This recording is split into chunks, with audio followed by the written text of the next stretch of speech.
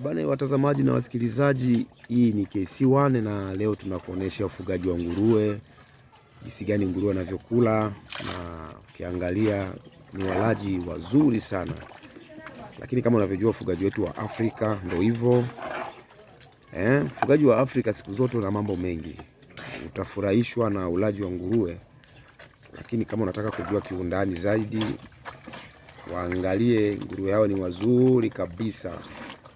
Wakiwa na mandhari nzuri, wakiwa wametulia, ila wanakula kwa kugombania chakula. Sasa ushangae ni watu wawili tu, lakini wakiwa ni wawili lakini bado ndo vurugu mechi hazikosi. Mazingira ya nguruwe ndo haya, kama ulikuwa ujui. Ni mnyama ambaye anapendwa ulimwenguni. Ni mnyama mtamu kuliko mnyama yoyote yule. Na ni mnyama ambaye anakubalika na kila mtu. Wachache sana, ana asilimia ndogo sana ambao wanaitumia, lakini ambao haitumii zaidi sana ni waumini wa dini ya dhehebu la Kiislamu. Mtume Muhammad aliwakataza kabisa kwamba nguruwe ni najisi. Basi kama ulikuwa ujui mengi, utakwenda kufuatilia KC1, utajua mambo mengi yanayokwenda kuendelea, jinsi gani nguruwe zilivyo. Angalia burudani ya ulaji wa wanyama hawa ambao muda wote wanagombania chakula.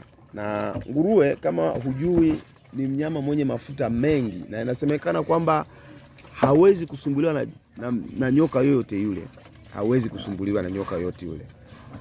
Hata kwamba ameliwa na nyoka, yeye anaweza kudumu kwa muda mrefu. Lakini pia vile vile huyu ana uwezo wa kamuliwa hata galoni nzima ya mafuta, aidha galoni zaidi ya galoni, maana anajikaanga yeye mwenyewe, na anaweza katoa galoni 2 aidha 3 za mafuta, kulingana na wataalamu wanavyosema.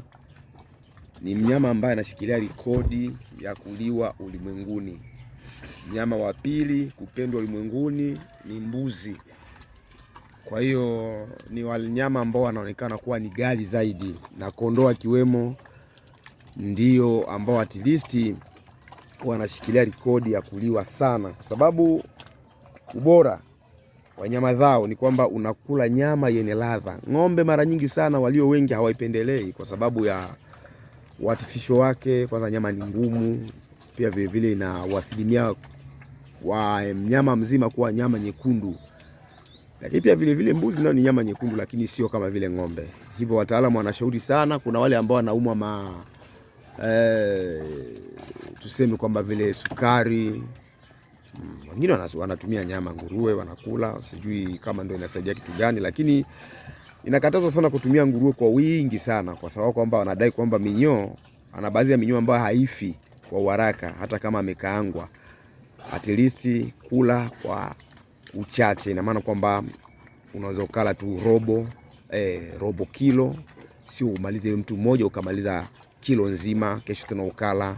Mafuta nayo kizidi kwenye moyo na mishipa inakusababishia kuingia katika mambo ya pressure na stroke.